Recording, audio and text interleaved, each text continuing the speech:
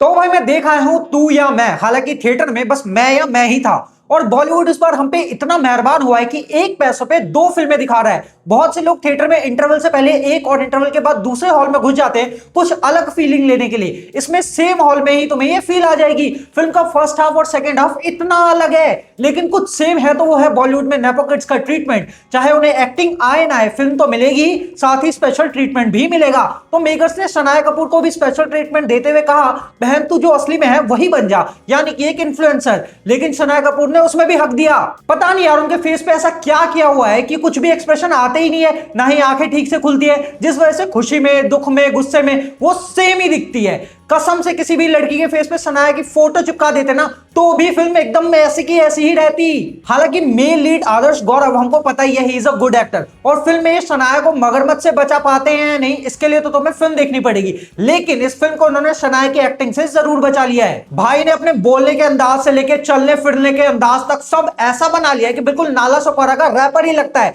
अब ट्रेलर में आदर्श गौरव को शनाया कपूर के साथ फिल्म में देख के मैंने सोचा कि ऐसी क्या मजबूरी रही होगी भाई की, कहीं बॉलीवुड के सर पे बंदूक रख के तो उससे फिल्म नहीं करवा रहा कि नेपो किड के अगेंस्ट एक आउटसाइडर अच्छा एक्टर ले लेंगे तो गालियां थोड़ी कम पड़ेंगी, और वो आउटसाइडर कार्तिक आर्यन जैसा तो ना ही हो। भाई करण जौहर अपनी गलतियों से कुछ सीखे ना सीखे, बाकी का बॉलीवुड तो जरूर सीख रहा है। तो मुझे लगा हो सकता है भाई को मेन स्ट्रीम फेम चाहिए हो, आखिर कब तक अंडररेटेड बन के जिएगा बंदा। क्योंकि उनके स्क्रिप्ट सिलेक्शन देखो तो व्हाइट टाइगर से लेके सुपर बॉयज ऑफ मालेगांव तक अच्छी तो होती है बट थोड़ी ऑफ बीट होती है। लेकिन मैं अपने मैथ के पेपर में भी आज तक इतना गलत नहीं हुआ जितना यहां गलत हो गया। फिल्म की script is actually good, but ऐसा लगता है कि दो अलग अलग स्क्रिप्ट को जोड़ के फिल्म बनाई गई है।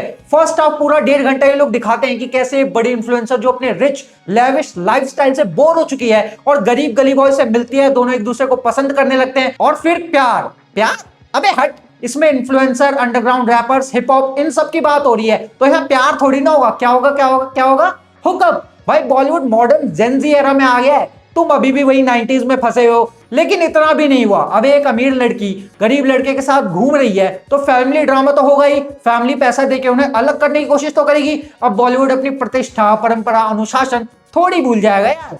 तो अब तुम्हें लगेगा कि आधा हाफ में जो हमें ये सब social media influencer, wrap up, hip hop, basically Danish जहान का जो वेट ड्रीम दिखाया गया है उसके आगे की स्टोरी पर इंपैक्ट होगा।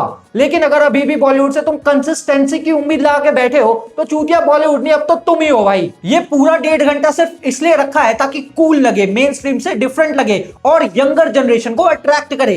फिल्म की आगे की स्टोरी में इस 1.5 घंटे का इंपैक्ट उतना ही है जितना तुम्हारी लाइफ में वैलेंटाइंस डे का। अगर ऐसा भी दिखा देते ना कि दो अनजान लोग फंस गए हैं पूल में मगरमच्छ के साथ, तो भी फिल्म वैसे की वैसे ही रहती। अब जो सर्वाइवल फिल्में होती है उसका पूरा यूएसपी यही होता है कि ऑडियंस को बिल्कुल एज पे रखना है कि अब क्या होगा, अब कैसे बचेंगे, अबे अब तो ये गया बिल्कुल। सरप्राइजिंगली बहुत हद तक फिल्म ये करने में कामयाब भी होती है, बट जो मगरमच्छ का खराब सीजीआई है ना बीच बीच में, वो काम खराब कर देता है। लेकिन भाई मुझे लग रहा है इस फिल्म में प्रोड्यूसर्स के अलावा महाराष्ट्र पुलिस ने भी पैसा लगाया है। अब देखो ऑलमोस्ट हर फिल्म में पुलिस वालों का कैरेक्टर इतना घटिया दिखाते हैं कि उन्होंने भी सोचा हो कि भाई थोड़ा पीआर करके इमेज क्लीन करते हैं। फिल्म में एक पुलिस वाला है जिसकी कास्टिंग बिल्कुल ऐसी है कि उसे देख के तुम्हें लगेगा कि भाई ये तो पक्का करप्ट, क्रूल, निर्दय पुलिस वाला होगा, बट वो इतना अच्छा होता है कि बार बार इनकी मदद करता है, लीड्स की एकदम अच्छे से बात करता है और अपने पैसों से इन्हें बिना मांगे खाना खिलाता है। भाई इस फिल्म में स्विमिंग पूल में मगरमच्छ है, लेकिन सबसे ज्यादा अनरियलिस्टिक मुझे ये चीज लगी। लेकिन मुझे लगता है कि शायद पीआर की पेमेंट पूरी नहीं मिली, क्योंकि पुलिस वाला जो आदर्श गौरव को बचाने के चक्कर में अपनी जान दे देता है, लेकिन इतनी चूतिया तरीके से कि तुम्हें लगेगा कि क्या दिमाग विमाग लगाना नहीं सिखाते क्या पुलिस को।